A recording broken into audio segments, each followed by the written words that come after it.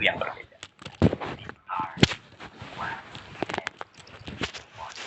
Inilah seseorang yang selama ini kita tunggu.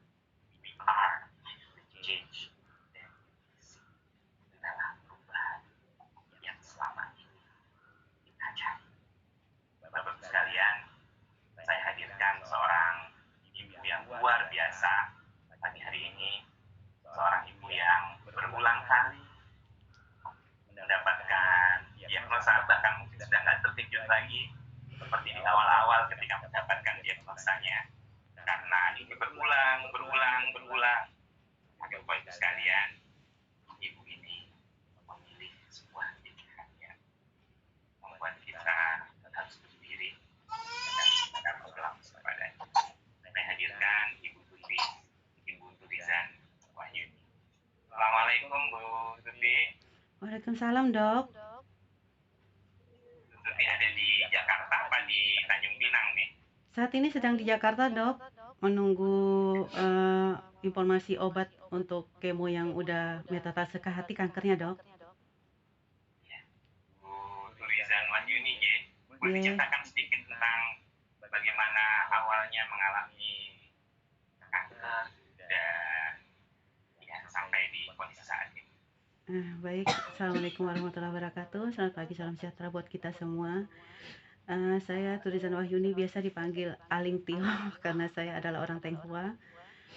Saya diagnosa awalnya kena kanker itu pada tahun 2014 dan sudah dilakukan operasi, dan untuk menekan sel kanker diwajibkan meminum obat humoral, dikarenakan pada saat itu untuk transportasinya sangat antara Tanjung Pinang Kepulauan Riau, bukan Pangkal Pinang, karena banyak orang ketika bilang Tanjung Pinang itu adalah Pangkal Pinang. Tanjung Pinang adalah Kepulauan Riau, daerah sekitar Batam.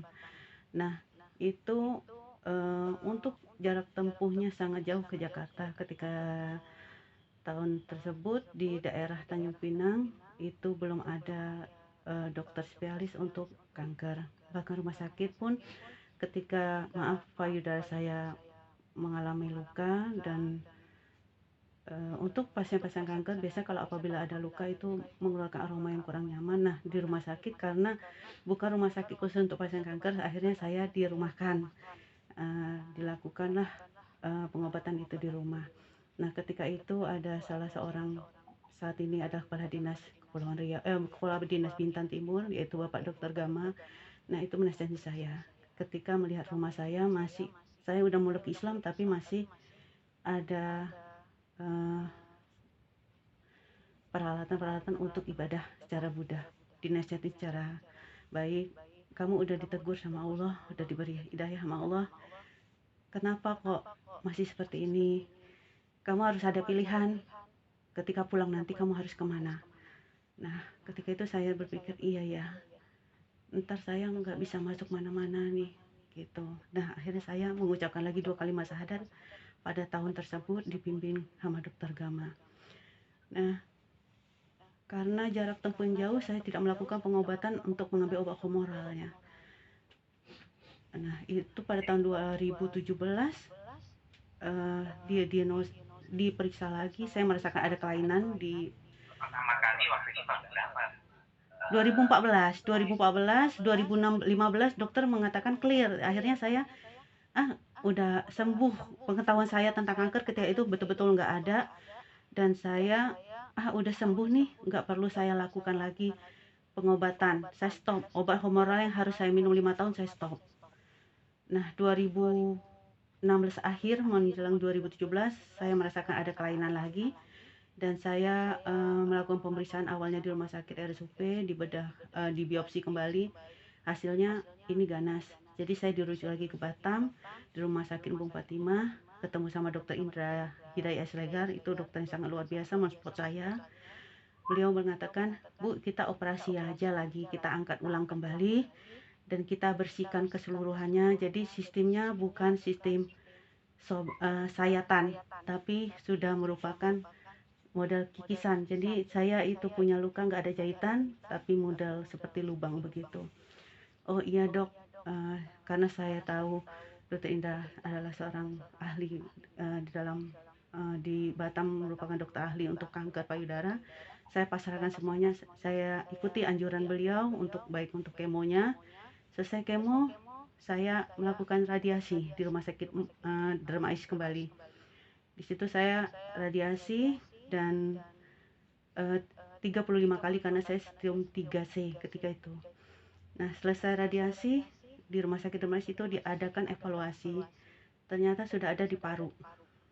Nah, ketika di vonis sudah ada sel kanker di paru, dokter kemoterapinya mengatakan bahwa saya harus menggunakan obat yang tidak di-cover. Itu saya bingung, saya harus gimana? Akhirnya saya melakukan konsultasi kembali sama dokter Indra, dok gimana saya? Di sini obatnya nggak di-cover, sementara saya udah ada selnya nih di paru. Oh udah, ibu pulang kembali ke Batam, kita akan kemo di Batam. Akhirnya saya jalani kembali ke Batam. Dan terakhir ini saya merasakan, saya sempat metastase ke tulang, L4 dan L5. Terus saya sempat menggunakan rompi untuk penyangga tulang. Dan ya di situ saya berpikir, saya pernah sempat lumpuh, tidak bisa berdiri.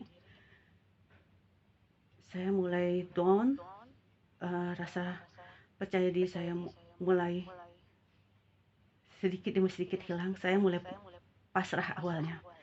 Tapi di Tanjung Pinang itu kita ada penyintas kanker yang luar biasa, di mana kita bergabung untuk membuat suatu yayasan. Yuk kita buat yayasan bersama untuk wadah agar kita apa ada keluhan atau apa kita bisa ungkapkan saling sharing di sini gitu. Oh baiklah, akhirnya dibantu dengan Ibu Sandaliza dan waktu itu Ibu Desnita. Kita menemui notarisnya, dari sana ke sini berhujan-hujan dengan kendaraan hanya motor. Akhirnya ketemu sama Bapak Firman Tobing, itu dibantu melegalkan yayasan itu dengan dana yang sangat minim. Karena terus terang dok, di yayasan kami itu 178 penyintas kanker, itu banyak dari ekonomi menengah ke bawah, banyak yang janda, dan belakangan ini banyak pasien-pasien kanker yang meninggalkan anak tanpa ada bapaknya. Nah itu ketika saya ke Jakarta ini, hasil USG pemimpin saya mengatakan ada sel kanker di hati. Saya kembali dengan satu hari itu saya depan dokter saya kuat. Oh iya dok, baik dok. Saya cuma berkata gitu, tapi saya mencoba mengalihkan rasa sedih saya dengan menelepon teman saya Siali yang ada di Batam. Nah tuh dia yang nangis, sayanya pura-pura menutupi rasa sedih saya dengan ketawa-ketawa. Dianya menangis, lu harus kuat sis, nggak boleh nyerah karena banyak teman-teman yang bergantung sama lo katanya. Nah itu kata-katanya itu menyemangati saya. Tapi seharian itu mau saya nangis mulu sampai orang yang tempat saya tinggal ini adalah keluarga juga. Nah itu sama dia, kamu sedih amat kenapa? Saya nggak berani bilang bahwa saya udah ada metastase ke hati. Nah saya coba. Ini baru pertama kali menyampaikan di sini ya. Iya. Iya. Karena terus terang saya kadangkala selalu berpikir kalau saya ceritakan ini ke si ini, apakah ia bisa mensupport saya? Belum tentu, karena saya pun tidak ingin membebani teman-teman yang merupakan juga penyintas. Nah, saya makin berambisi menyiapkan teman-teman. Iya dok, saya makin berambisi. Saya pernah baca di salah satu di YouTube-nya juga, yang pernah cerita pernah dinyatakan usianya tinggal 2 tahun ya waktu itu. Nah, ya benar dok. Ketika metastase 2018, ketika itu sudah metastase ke tulang, saya dengan memberanikan diri bertanya, dok, saya stadium berapa? Stadium 4. Maaf dok, saya tanya, dengan stadium 4, berapa kesempatan saya hidup? Di bawah 2 tahun. Oh, saya harus mempersiapkan diri saya. keluarga saya dan teman-teman penyintas kanker yang berada di yayasan. Itu kepikiran sama saya. Jadi saya mungkin agak sedikit keras di yayasan menurut teman-teman, karena saya ingin kedisiplinan. Saat nanti saya sudah tidak berdiri di sini, kalian sudah bisa berdiri sendiri, udah bisa mandiri, tidak bergantung lagi kepada saya. Saya pikir seperti itu, makanya saya agak sedikit keras mungkin di yayasan, sehingga teman-teman berpikiran saya terlalu keras. Padahal di kerasnya saya dengan niat, saya nggak mungkin menunggu kalian terus. Saya nggak mungkin, karena setiap tahun itu kita harus mencari donatur untuk membantu teman-teman penyintas yang ekonomi menengah ke bawah dan anak-anak yatim yang ditinggal ibunya meninggal karena kanker. Nah, saya ngajari mereka untuk mencari itu agar besok ketika saya nggak ada, kalian sudah bisa jalan sendiri untuk mencari bantuan untuk teman-teman yang tidak mampu. Itu yang kepikiran ke saya, maka saya mengatakan ya. Ketika kita ada menghadapi kasus terhadap diri kita sendiri ya, Iya, pasti lelah banget, benar. capek gitu ya. Iya, Tapi jujur ibu memutuskan untuk mendirikan yayasan memperjuangkan keinginan kita. iya, Dan itu sebuah pilihan yang kalau orang lawang-lawangan gitu, sudah sengsara kok nambah-nambah sendiri sih gitu. Harus memikirkan pikiran orang lain lagi, harus mikirkan biaya buat orang lain, buat diri sendiri aja sudah susah gitu loh. BPJS nggak nanggung dan sebagainya. Apa yang terpikir pada waktu itu sampai akhirnya Bu Tuti mendirikan yayasan ini bersama teman-teman, bahkan naik sepeda motor ya. iya, benar. Luar biasa.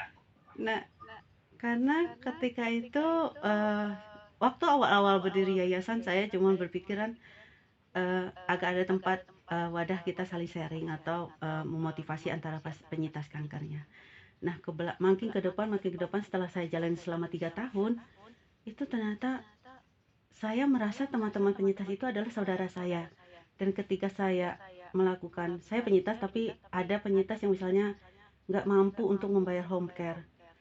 Saya pernah ikut pelatihan yang dilakukan oleh YKI Provinsi Kepulauan Riau. Nah, saya itu datangin teman yang memerlukan home care, saya bersihkan. Ketika saya pulang, saya ada merasa kebahagiaan tersendiri. Nah, rasa kebahagiaan itu kayaknya merupakan obat yang paling mujarab buat saya. Ketika saya melakukan suatu kebaikan, ada suatu lagi yang masuk ke dalam tubuh saya, itu semangat saya masih bisa kok melakukan. Saya masih bisa berbuat kebaikan untuk ketika nanti saya pulang. Itu. Kita sampai melewati 2 tahun ya. Ya, alhamdulillah sudah lewat. Tapi ya sekarang ini karena saya humoral, saya termasuk pasien yang agak bandel kali ya. Nah, kadang-kala karena obat yang sangat begitu banyak dan saya pengguna penahan sakit yang cukup tinggi, nah itu saya suka lupa. Saya udah minum belum obat ini? Saya udah minum, dan ketika melihat obatnya segitu banyaknya, udah rasa mual duluan. Kayaknya udah deh, gitu meyakinkan diri sendiri dengan kayaknya udah deh, padahal mungkin belum gitu. Nah, yang saya andalkan cuma obat penahan sakit saya saat ini. Dan itu pun di Jakarta sekarang ini sangat susah mendapat obat tersebut. Gitu, Dok. Jadi, iya, Dok. lagi salam hormat dari saya dan kami semua. Meskipun sering saya mengatakan bahwa kadang ibu tidak berjuang sendirian, kadang-kadang kata ini kayak omong kosong gitu ya, kayak bullshit gitu. Bapaknya ibu juga sendirian gitu. Tapi pagi hari ini saya ingin mengatakan bahwa Ibu Kata sudah tahu bahwa kami semua berdiri bersama Bu Tuti. Amin. Kami semua hormat dan bangga dengan apa yang Tuti lakukan, dan faktanya saya yakin ada begitu banyak perempuan, bapak-bapak, bahkan mungkin ayah, ibu, dan siapapun yang di belakang yang saya yakin berterima kasih sekali atas apa yang dilakukan oleh Tuti. Mungkin sedikit bagaimana sebenarnya rasanya Bu Tuti ketika kita menghadapi teman-teman yang selama ini bersama dengan kita itu tiba-tiba, mohon maaf, meninggal Baik dok. Apa yang Ibu rasakan ketika saat-saat itu dilewati dan dialami? Nah, karena seperti saya awal tadi bilang bahwa saya merasa teman penyintas yang ada di yayasan itu adalah saudara saya. Sebelum mereka meninggal, ketika saya mendengar kabar mereka udah mengalami penurunan, nah itu saya sudah susah tidur, mungkin kejiwaan juga ya dok ya, susah tidur dan uh, udah feeling duluan gitu, kayak ada feeling duluan. Kadang saya suka mencium bau aromanya karena saya sering kunjungan ke pasien-pasien yang walaupun saya pasien, saya kalau lagi sehat saya akan mengunjungi teman-teman yang dalam keadaan sangat-sangat drop, artinya dalam posisi stadium terminal. Nah, itu saya kan di yayasan didampingi oleh seluruh dokter-dokter yang ada di Kepulauan Riau, itu ikut bergabung di yayasan itu, selalu menasihati saya dan kadang-kadang saya selalu minta pendapat-pendapat dokter-dokter yang ada di yayasan atau orang-orang atau ustadz atau apa yang ada di yayasan, itu sering saya mintain sharing. Dok, saya atau ustadz, saya kok mendengar, saya merasakan feeling saya nggak enak banget. Nggak usah dipikirkan, karena kematian tetap terjadi pada siapapun, bahkan bukan pasien kanker juga pasti akan mati. Nah, itu menurut saya, oh iya, saya harus ikhlas kehilangan satu demi satu teman-teman saya. Walaupun mungkin sangat berat ya dokter serang, karena yang seperti saya bilang bahwa mereka adalah keluarga saya. Saat ini saya melihat mereka, mungkin besok saya, itu ada kepikiran ke situ. Nah, besok saya itu yang membuat saya mungkin begitu berambisi ingin meninggalkan hal-hal yang baik, agar ketika saya seperti mereka, ada yang bisa menjadi kebanggaan anak saya. Saya punya satu orang anak, cita-cita baik tentang ibunya, meninggalkan hal-hal yang baik buat teman-teman, kenangan yang baik buat teman-teman dan keluarga mungkin yang masih banyak yang non muslim, bahwa menjadi keputusan saya menjadi seorang muslim banyak kok hikmah baiknya ketimbang hal-hal yang tidak baiknya. Artinya ketika saya bilang saya ingin hijrah, saya katakan itu pada anak saya, Koko, mami ingin hijrah, tapi mami nggak memaksakan Koko untuk memeluk agama yang sama. Koko punya pilihan sendiri, tapi Koko harus ingat, mami punya cuma anak satu, dan di dalam Islam diajarkan hanya doa anak yang soleh yang bisa menyelamatkan mami dari api neraka. Nah, itu anak saya terpikir, makanya mulai mengikuti jejak saya untuk menjadi seorang muslim. Nah, iya dok. Bangga dengan apa yang disampaikan. Semoga Allah berkahi semua langkah kita dan memudahkan jalan-jalan perjuangan ini. Jadi terakhir pesan untuk semua yang mungkin pernah saat ini sedang mengalami hal yang sama dengan Budi, atau mungkin saat-saat pertama kali mendapat diagnosa terkait dengan kanker ini, pesan apa yang ingin disampaikan ke kami semua? Baik dok, terima kasih dok kesempatannya. Buat seluruh penyintas kanker, kanker bukanlah suatu penyakit yang perlu ditakuti, tapi perlu diobati. Lakukan pengobatan semestinya, yaitu di medis, bukan secara non medis, dan terus berpikir positif tentang apa takdir Allah yang diberikan ke kita, karena tidak akan Allah memberikan sesuatu yang buruk pada hambanya. Jangan berpikiran kanker adalah akhir dari hidup kita, karena kanker, kita manusia, pasien kanker, penyintas kanker adalah manusia pilihan yang diberikan kesempatan untuk berbuat kebaikan sebelum kematian.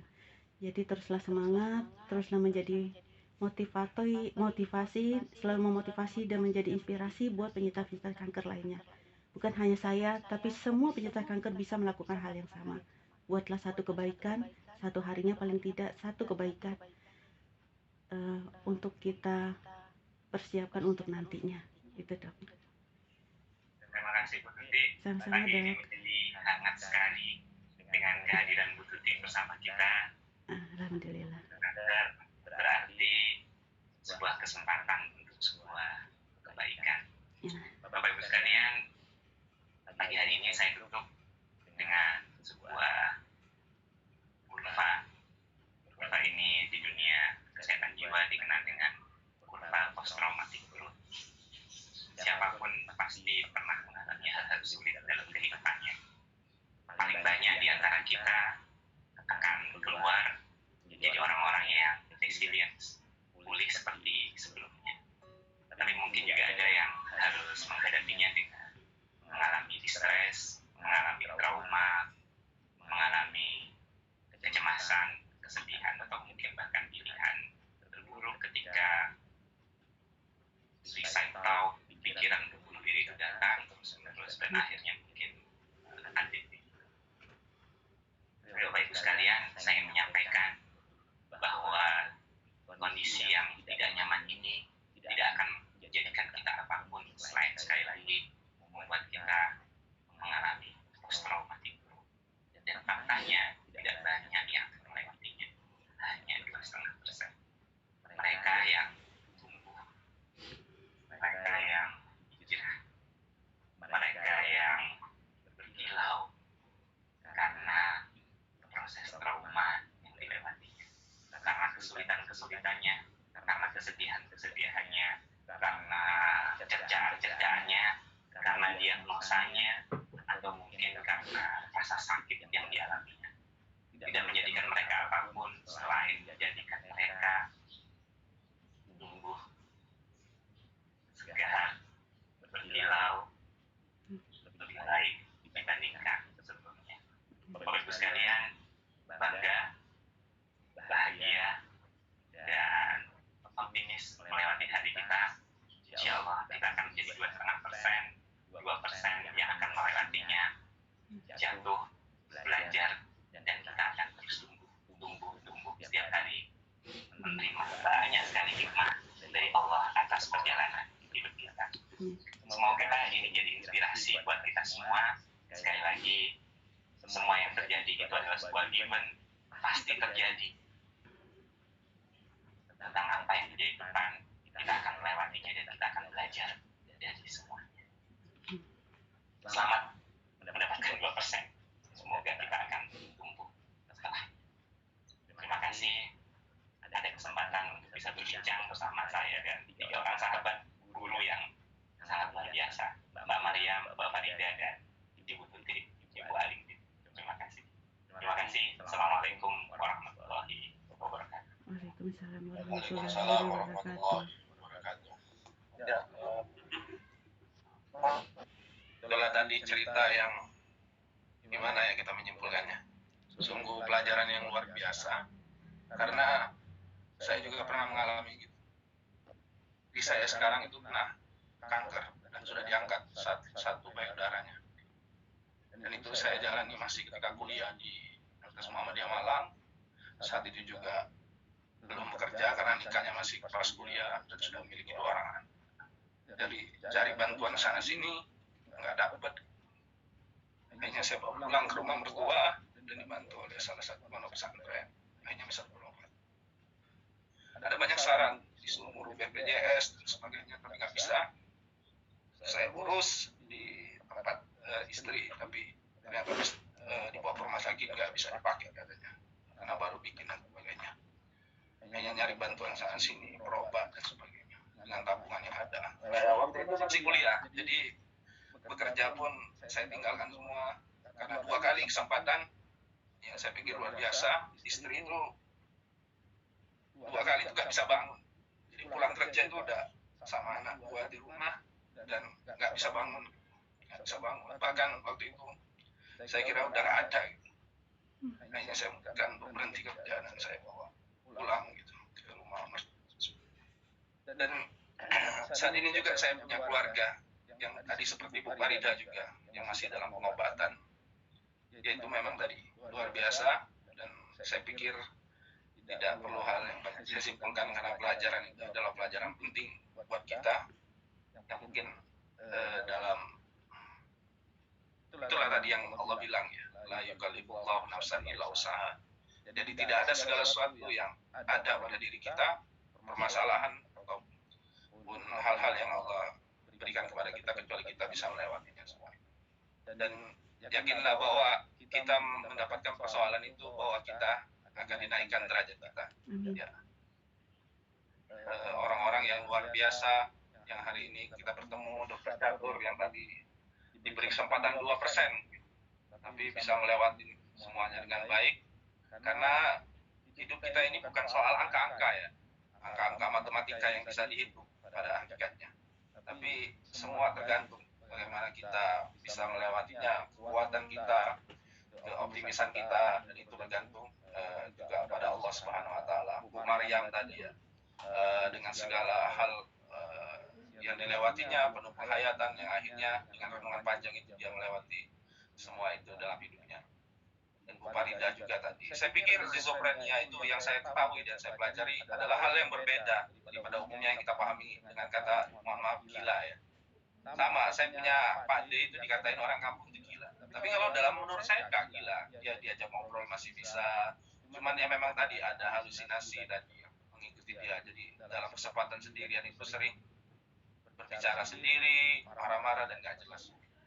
Dan Bu Tuti tadi luar biasa, dan ini mungkin ujian, ya, tantangan buat Ibu, karena Ibu adalah seorang mualaf yang baru hijrah mungkin ya, dan itu tantangan. Mungkin nanti orang di sekeliling berkata, wah ini kenapa pindah dan sebagainya, itu juga mungkin tantangan ya. Dan mungkin kita tidak membuka pertanyaan ya Dok, karena waktu juga atau gimana Dok? Ada kesempatan bertanya Mas? Oh, ada kesempatan di ya.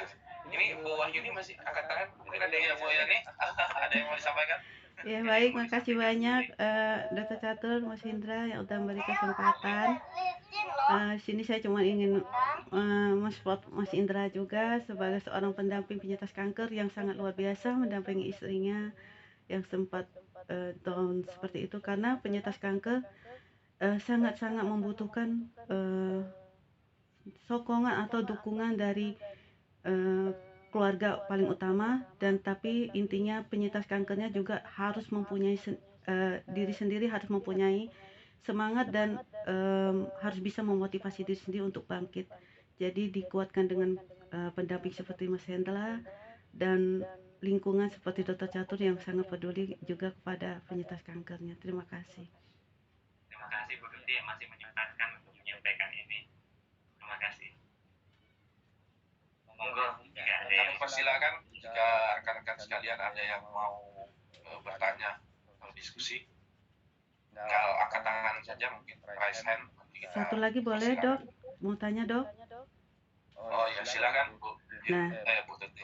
untuk penyintas kanker, kebanyakan kan begitu divonis dokter kamu kanker, tuh banyak teman-teman penyintas kanker yang langsung down dan langsung berpikiran tentang kematian.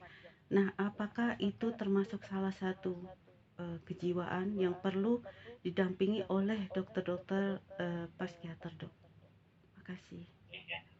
Terima kasih Bu Tuti. Memang kondisi katastrofik atau sesuatu yang sangat besar dalam kehidupan itu pasti akan menyebabkan perubahan, terutama neurotransmitter di otak kita. Ya, yang khas itu ada namanya, kalau betul baca-baca, ada namanya hipotalamus pituitari adrenal axis. Jadi ada sebuah jalur di mana ketika kondisi itu jadi kayak stressful sekali, itu kortisol dalam tubuh kita itu akan meningkat. Jadi kita akan jadi mudah muncul pikiran-pikiran terkait bahwa kita ini nggak berguna, pikiran-pikiran bahwa kita ini sudah ada di titik yang mungkin susah untuk kembali dan sebagainya. Nah, dalam kondisi-kondisi begitu, jujur kita tidak bisa untuk kemudian mengelola pikiran kita sendiri. Jadi meskipun orang lain bilang sudah nggak usah dipikir, sudah, pikiran-pikiran itu datang dengan sendirinya karena ada mekanisme biologi yang tadi saya ceritakan. Jadi memang dalam kondisi-kondisi begitu, itu yang sangat kita butuhkan adalah ya, bantuan dari ahli. Gitu. Karena cuman tidak mikir saja itu tidak akan menghilangkan kondisi di mana pikiran-pikiran itu datang. Jadi sangat, kalau memungkinkan, sebisa mungkin ada bantuan dari ahli kesehatan jiwa psikologi. Kenapa? Karena mohon maaf, kadang kita tidak mencari, tapi kemudian ketika pikiran-pikiran tidak berguna datang, ingin mohon maaf bunuh diri datang, itu berlalu begitu saja. Gitu. Padahal sekali lagi pikiran-pikiran itu tidak datang dengan sendirinya. Itu karena ada proses biologi yang tidak terjadi, yang sedang terjadi, dan kita tidak mampu untuk kemudian menghandle. Dan dalam kondisi-kondisi begitu, kita butuh sekali psikoterapi dan mungkin psikofarmaka untuk membantu agar zat-zat yang turun tadi kembali pulih. Begitu kurang lebih. Satu lagi boleh, Dok? Boleh. Maaf ya, Dok, banyak pertanyaan. Mumpung saya ketemu dengan ahlinya, jadi saya banyak tanya tentu teman-teman penyintas. Saya pribadi insya Allah akan siap bantu YPKTB. Insya Allah, Apapun amin. saya akan dampingi. Baik. Nah, ketika teman-teman dalam posisi yang drop tersebut, nah mereka ketika kita sarankan untuk ke psikiater ya, Dok ya. Nah, mereka biasanya tuh langsung marah. Gua nggak gila, jangan suruh ke psikiater. Nah, bagaimana caranya saya menyampaikan kepada teman-teman yang mengalami seperti itu untuk didampingi atau konsultasi ke psikiater dengan tidak membuat beliau semakin tersinggung gitu, Dok. Terima kasih. Ya, terima kasih Bu Tuti. Saya juga sering ya ketika ada kawan dengan kanker dirujuk ke saya itu selalu berkata, "Dok, saya kok ke psikiater, berarti ini sudah paliatif ya." Selalu gitu kadang-kadang ya komentar. Padahal tidak selalu seperti itu. Dan mungkin PR buat kita semua ya, siapapun yang hadir ke sini, bahwa sekali lagi ya psikiater bukan selalu karena kita mengalami kondisi yang gangguan jiwa dan sebagainya. Karena komentar kita, kamu nggak apa-apa, baik-baik saja, atau mungkin itu cuma pikiran, itu kadang justru membuat orang yang merasakan itu semakin dirinya, wah nggak bisa ya seperti yang diomongkan. Semakin membuat orang ketika dia dipaksa untuk berpura-pura baik-baik saja, semakin kondisinya dalam kondisi yang lebih menyakitkan. Jadi seperti kata Mbak Marida tadi, terima. Izinkan seseorang ketika menghadapi ini untuk kemudian seperti yang Mbak Maria lewati juga, terima kondisinya. Tidak apa-apa sedih. Siapapun pasti ketika mengalami ini akan mengalami kelelahan. Wajar. Karena di luar sana yang ada hanya orang yang kamu kuat, kamu bisa. Halo. Ya. Tidak seperti yang kita bayangkan. Jadi, jika memang susah untuk diajak untuk datang, bisa didampingi.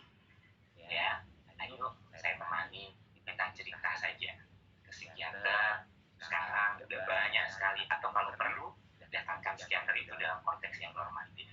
Kita semua bisa bicara, sharing tanpa harus menuju kepada satu orang individual.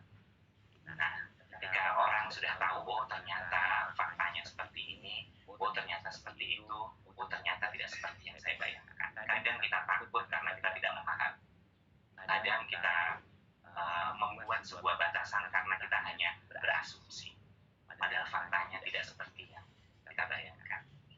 Bu Tuti bisa mendampinginya, memberi nomor teleponnya, atau mungkin sesekali menceritakan sebagai orang ketiga. Kemarin ada yang seperti ini, kemudian dia datang, ternyata banyak hal yang bisa didapatkan.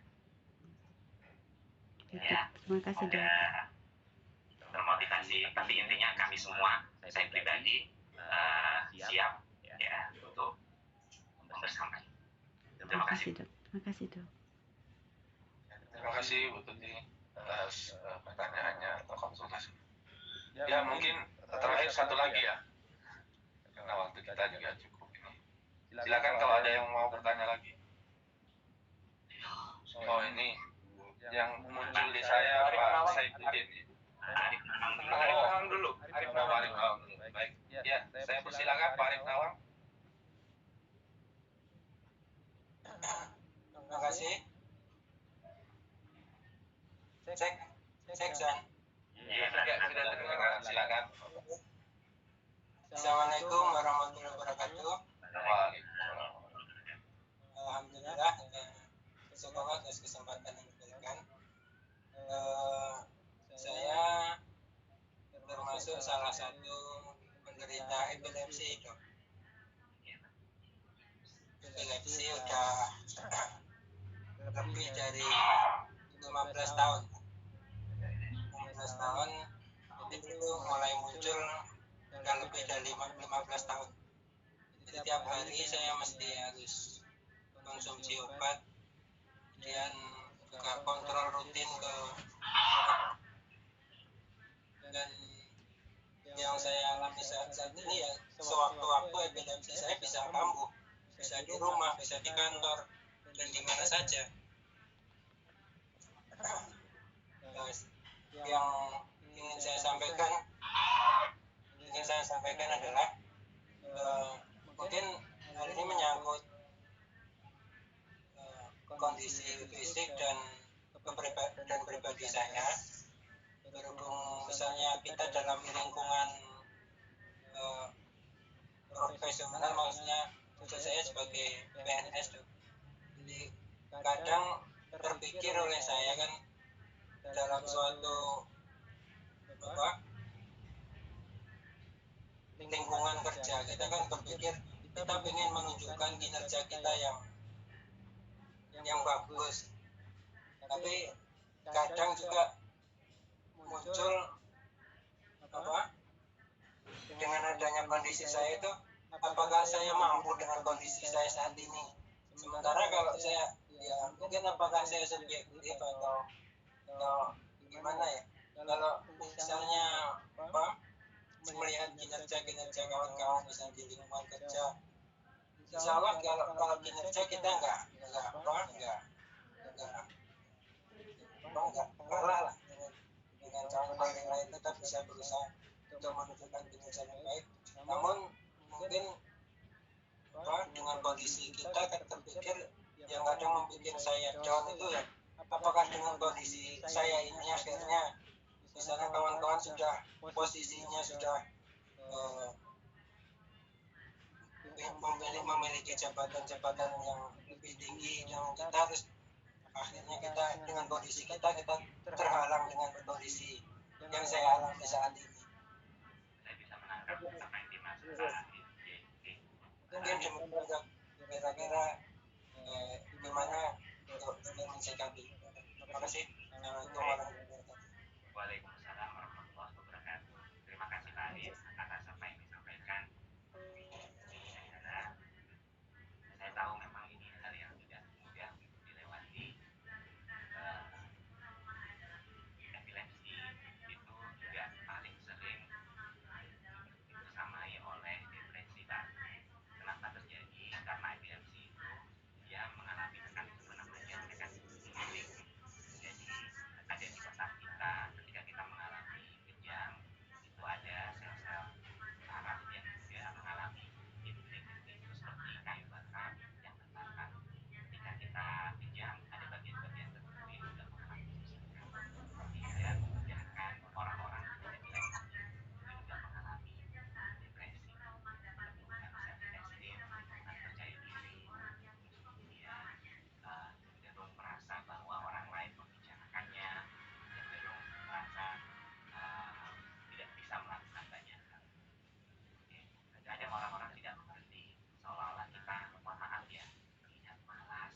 Kadang-kadang sering yang datang juga mengatakan, dok, suami saya ini dok, aduh susah banget kalau bangun ya, padahal juga sudah tak jangan seperti itu. Padahal nggak paham bahwa sebenarnya ada suatu kondisi di mana kita kayak merasa tidak ada harapan lagi untuk bangun dan akhirnya bergerak banyak. Tapi Bapak, oke, mohon maaf, suara saya jadi kecil ya. Iya, tapi sudah mulai membaik. Oke. Baik.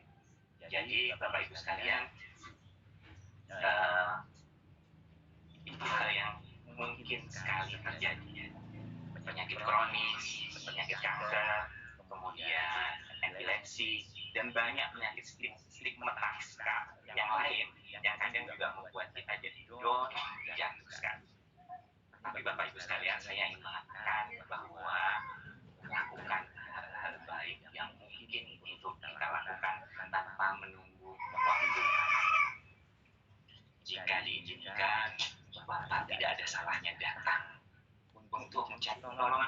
gejala yang datang.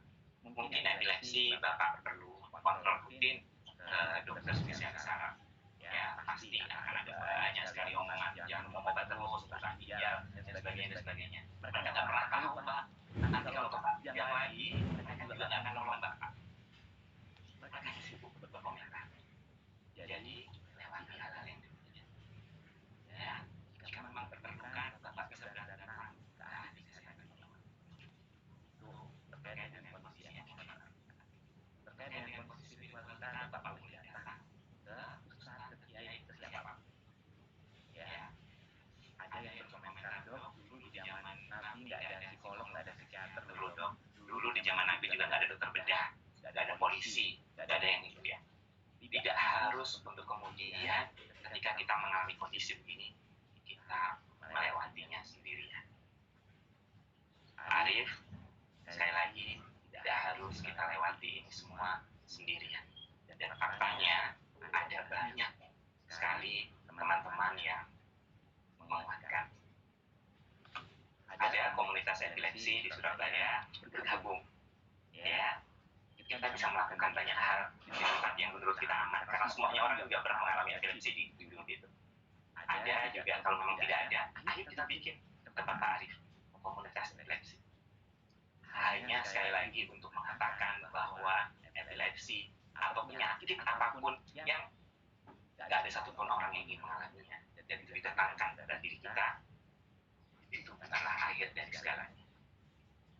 Dan faktanya hanya akan membuat kita hanya mengeluarkan seekor singa dalam diri kita, semakin mengeluarkan kita dan semakin membuat kita tetap berjalan. Insya Allah. Demikian. Mungkin yang terakhir bisa diberi kesempatan, Mas. Kasihan. Oh ya. Baiklah, yang terakhir ini Pak Saifuddin ya. Mungkin langsung saja Pak, dan mungkin pertanyaannya singkat biar waktu kita. Terima kasih, silakan Pak Saifuddin. Oke, Assalamualaikum warahmatullahi wabarakatuh. Waalaikumsalam.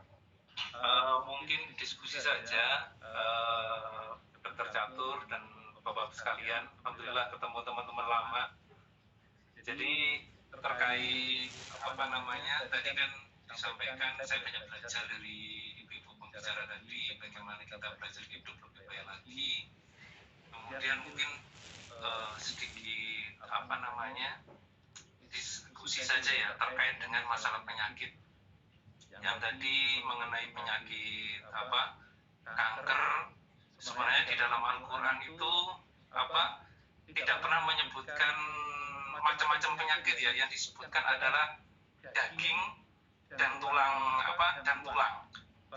fakasau itu manlahman. Artinya sebenarnya ketika rangka manusia itu benar, otomatis dagingnya itu benar.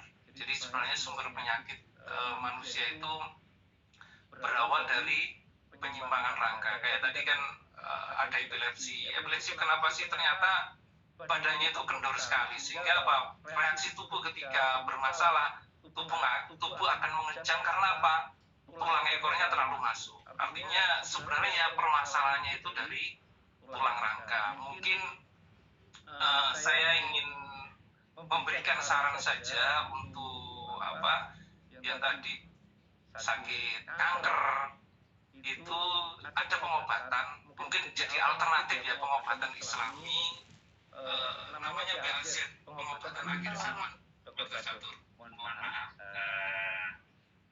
mungkin ini situasinya ada tempatnya ya, Mas Agung itu menyampaikan itu. Oke, artinya ini saja, tadi ingin memberikan saran saja agar mungkin jadi alternatif, sehingga ada sebuah mungkin bisa gitu kan, dengan pengobatan itu bisa lebih baik lagi, gitu saja mungkin itu. Terima kasih Mas Agung. Ya, ini yang saya sampaikan adalah terkait dengan banyak hal yang disampaikan oleh orang di sekitar kita, bahwa sekali lagi itu tidak sesimpel yang kita bayangkan. Itu perlu untuk kita garis bawahi, dan mereka yang mengalaminya, yang menghadapinya pun tidak ingin mengalami. Dan jujur, mereka tidak sekali dua kali melakukan itu beribu kali telah mencobanya. Jadi bagian kita itu tidak menjustifikasi, menjudge, menghakimi, atau mengatakan apapun terkait dengan kondisinya. Bagian kita adalah membantunya, memberikan bantuan atas apapun yang sedang dialaminya, agar mereka semua tahu bahwa tidak ada yang harus tertinggal di belakang sendirian. Demikian, saya kembalikan ke Mas siapa? Dalam tulisannya Mas Indra. Oke. Terima kasih sekali lagi untuk semua yang hadir, dan semoga ini menguatkan perjalanan panjang dalam kehidupan kita. Sekali lagi saya mohon izin sekali agar kita tidak mudah untuk kemudian melakukan simplifikasi atas apapun yang terjadi pada orang lain di hadapan kita. Karena buat yang menghadapinya, jujur, itu menyakitkan. Terima kasih. Terima kasih banyak, Dok. Baiklah, terima kasih kepada Dr. Catur atas waktu dan kesempatannya pada pagi hari ini, dan terima kasih juga kepada Bu Mariam Konita, Bu Farida, dan Bu Tuti atas waktu dan kesempatannya. Mudah-mudahan Allah Subhanahu wa Ta'ala selalu memberikan kita kesehatan Amin. dan kebahagiaan di setiap hari-hari kita ke depannya. Amin. Dan intinya Allah tidak pernah meninggalkan kita Amin. di setiap waktu dan di segala kesempatan. Tinggal kita mau datang apa tidak. Dan Allah selalu membuka pintu di setiap kesempatan, di setiap waktu. Tidak mesti hari-hari yang baik atau apa, dan hari bulan-bulan tertentu, tapi yang pasti itu yang mesti kita kuatkan.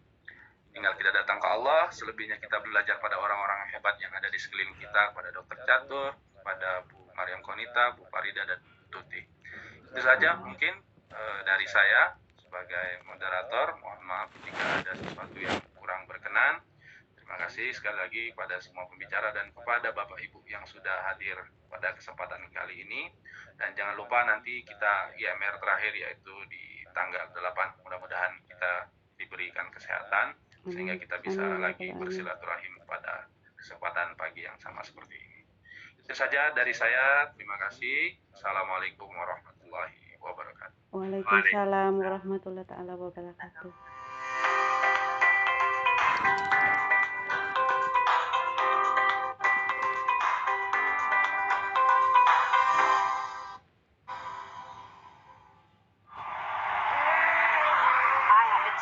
Chance of survival, but 2% is not 0%. 2%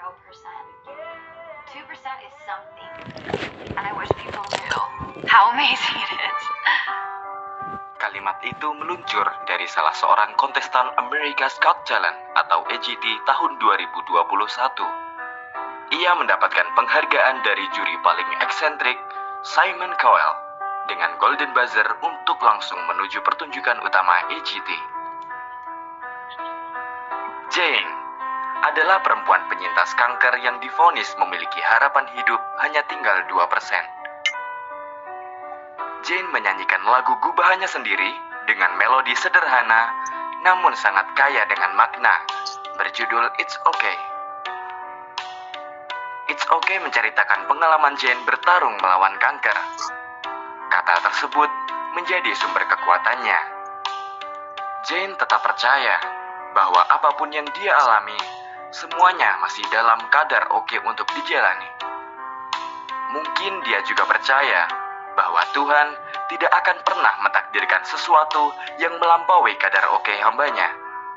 Sejenak penonton terpaku dan tidak tahu harus berbuat apa selepas Jane bernyanyi. Kemudian seluruhnya ikut berdiri, memberikan standing applause karena lirik lagu yang begitu dalam membuat seluruh penonton terpukau. Lagu itu adalah ekstraksi pengalaman hidup Jane berjuang melawan kanker, tanpa kehilangan keyakinan dan optimisme. Bahkan Simon dibuat tak mampu berbicara ketika Jane menyela komentarnya dengan mengatakan, "You can't wait until life isn't hard anymore, before you decide to be happy." Engkau tak bisa menunggu hidup tak akan sulit lagi, sebelum engkau memutuskan untuk menjadi bahagia. Ketika dia ditanya oleh juri lainnya, apakah kamu bernyanyi sebagai sumber penghasilan? Dia menjawab, bukan itu alasan spesifiknya. Tentu jika sekali lagi kita baca kalimat pembuka di atas, kita akan tahu apa alasan Jane bernyanyi. Ia ingin semua orang tahu betapa berharganya harapan dan kesempatan itu meski hanya 2%. Karena 2% bukanlah 0%. Jane kembali mengingatkan Inalit untuk melanjutkan tindakan kecil kami dalam menjaga nyala harapan dan optimisme bangsa ini. Inalit Morning Recharge telah dinanti-nantikan oleh banyak orang. Kami baru menyadari setelah begitu banyak kolega mempertanyakan sesi IMR berikutnya. Kami berharap Anda juga akan tetap bersama IMR untuk mengobarkan harapan dan optimisme bangsa ini. Indonesia, it's okay. Inalit Morning Recharge kembali menemui Anda pada